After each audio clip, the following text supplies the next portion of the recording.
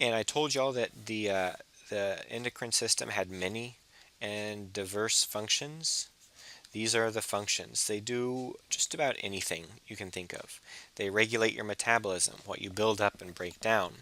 They regulate what is in your blood, which includes cells like red blood cells, and it also includes things like calcium or sodium, and it also includes how much water is present in your body. And so it controls pretty much every different thing about your blood composition. It also tells hormones tell your body what to do with digestion. So whenever you eat something and it fills up your stomach, part of what helps make you feel full, there's some nervous system responses here, but this also triggers hormone responses that get your digestive system or your intestines to move these materials along. And so there is going to be things involved here as well, hormones involved here. And it also helps regulate development.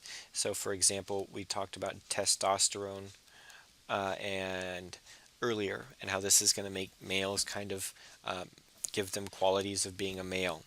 Progesterone um, and progesterone and estrogen are going to be the female hormones, and so these will give females female characteristics. Um, and so those are hormones that regulate development. So the next little section is going to give you some learning objectives, and so in these learning objectives there is some stuff that y'all need to go through, or as you're going through the material, these are some questions that you should be able to answer. So I'm not going to answer them with y'all right now, but these are some things that if you can look at these and you can answer these questions, you'll do well on exams. So we've kind of hinted at this already, because I've given y'all up until this point a rundown of the endocrine system, but now we're going to go into some specifics. So whenever we look at this in general, there's some major different types of organization. And this is based off of if that is an organ that is only endocrine,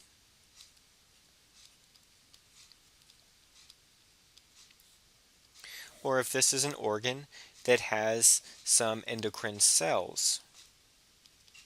And so there is a difference here. I'm going to give y'all some examples here.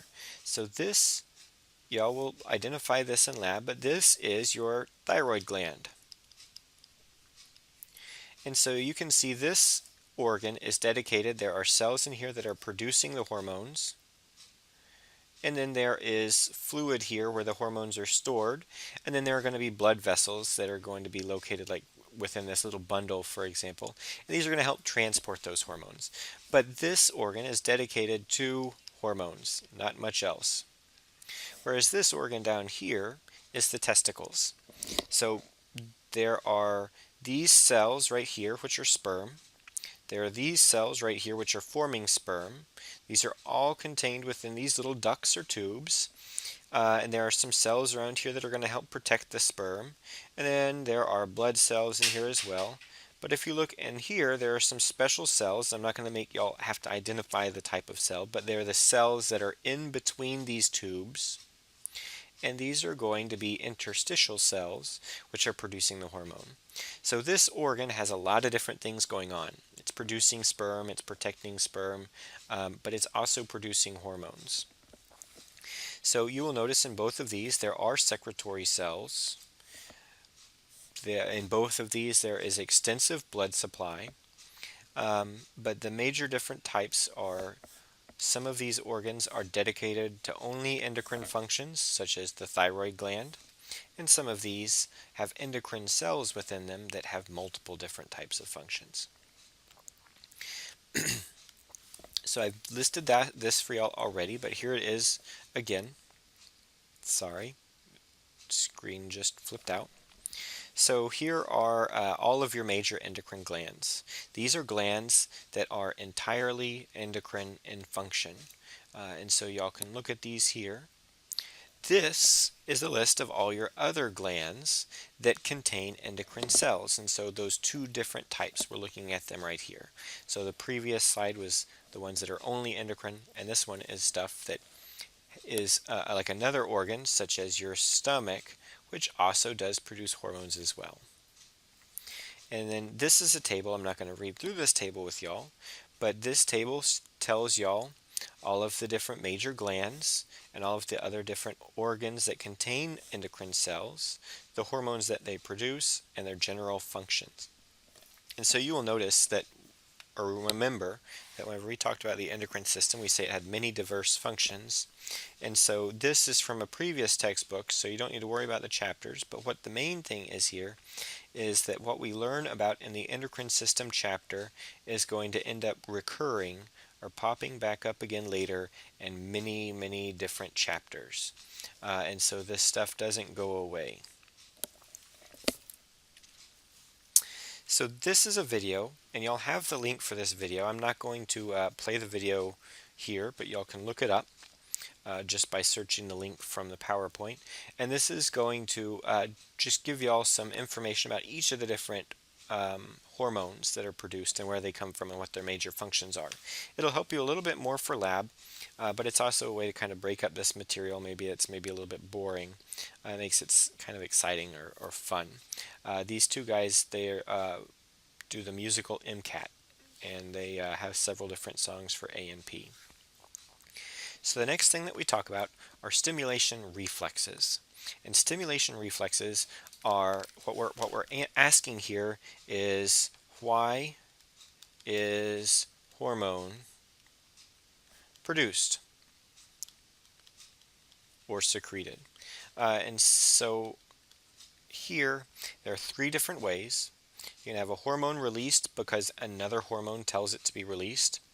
You can have a hormone released because of a change in your body's fluids, or you can have a hormone being released because of nervous stimulation.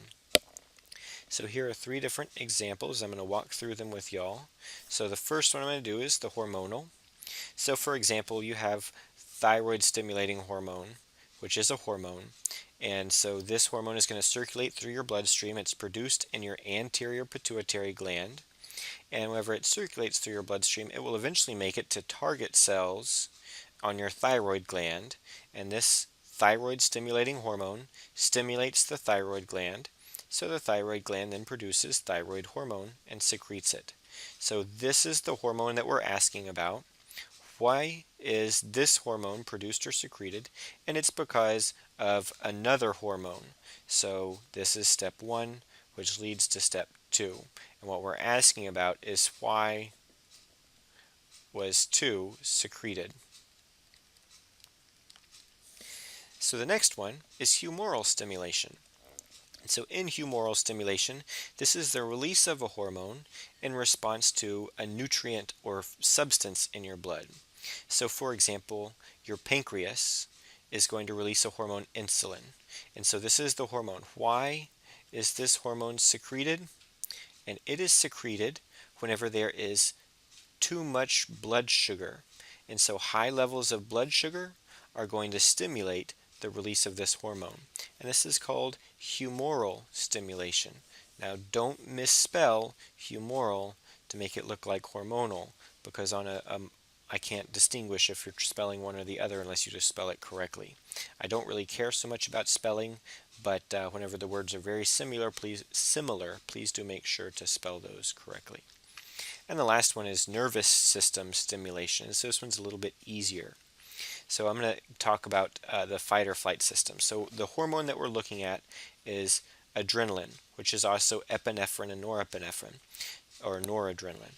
So why are these hormones released? And so for example, whenever I asked about coming up and scaring you, whenever you get scared, this is stimulus exciting your sympathetic system, and this is going to then stimulate your adrenal gland to release epinephrine and norepinephrine. And so whenever we are talking about the different reflex arcs in ANP1, we talked about this reflex arc. And so now we can see why this is a little bit relevant, because now we're getting these two different hormones that are going to get released as a result of nervous system stimulation. So y'all have this here for y'all. So here are some questions. Y'all can pause the video here on these questions, and you can look at them and see if you can answer these, and this would help prepare for the exam.